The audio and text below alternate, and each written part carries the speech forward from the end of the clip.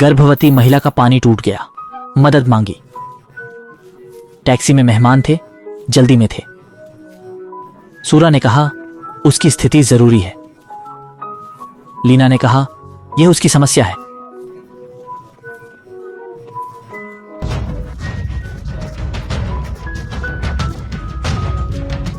लीना की बकवास पर ड्राइवर ने उतरने को कहा।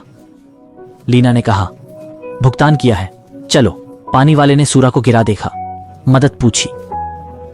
सूरा ने अस्पताल जाने को कहा। पीछे बैठी थी उसकी पत्नी।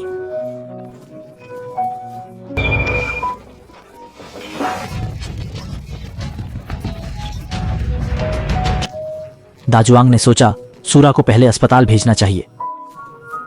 उसे स्कूटर पर बिठाया, धकेलकर अस्पताल पहुंचाया। डॉक्टर आया। दाजुआंग ने बताया वह पत्नी नहीं, बस मदद कर रहा था। दाजुआंग की मदद पर डॉक्टर ने आराम करने को कहा। कुछ देर बाद एक आदमी पत्नी को खोजने आया। क्या आप सूरा के पति हैं? वह सूरा का पति था। दाजुआंग ने कहा, चिंता न करें। डेविड ने धन्यवाद दिया। पूछा, दाजुआंग कौन है? दाजुआंग ने बताया वह बस मदद कर रहा था। डेविड ने धन्यवाद में पैसे देने चाहे, दाजुआंग ने मना किया। कहा, यह तो बस मदद थी। दाजुआंग को नहीं पता था यह उसका जीवन बदल देगा। घर लौटा तो खुशी से बच्चे को बताया। पाया सामान सड़क पर था। पत्नी ने उसे घर से निकाल दिया था। बेघर दाजुआंग अपने बच्चे के साथ सड़क पर भटक रहा है। पैसे न होने से बच्चे को दूध नहीं दे पा रहा। 3 महीने का बच्चा भूख से रो रहा है। दाजुआंग पार्क में बैठकर बच्चे को सांत्वना दे रहा है। सोचता है सब ठीक हो जाएगा। तभी एक महिला वहां से गुजरी और पूछा, क्या हुआ? अचानक उसे याद आया कि दाजुआंग वही है जिसने 1 महीने पहले उसे अस्पताल भेजा था, जब वह प्रसव के लिए तैयार थी। दुखी दाजुआंग ने बताया कि उसे घर से निकाल दिया गया और अब वह बच्चे के साथ सड़कों पर है। पैसे न होने से दूध नहीं खरीद पा रहा और बच्चा भूख से रो रहा है। सुला ने बच्चे की बोतल दाजुआंग को दी और कहा, पहले बच्चे को खिला दो। फिर पूछा, नौकरी क्यों नहीं करते?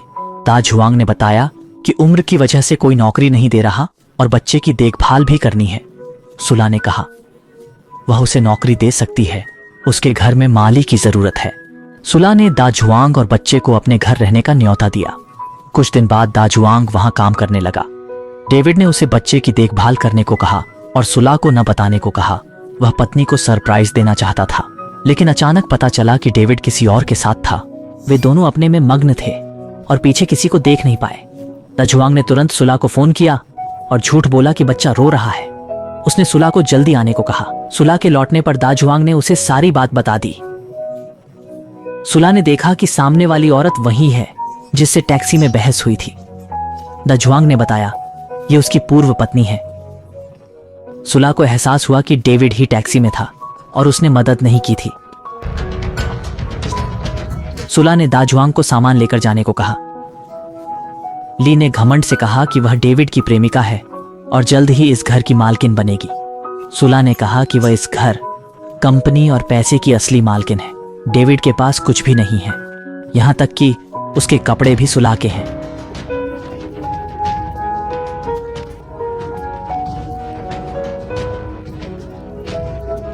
ली गुस्से में चली गई और सुला ने डेविड को भी घर से निकाल दिया। सब कुछ ठीक हो गया। आशा है आप जीवन में आगे बढ़ें और जल्द ही अपनी खुशी पालें।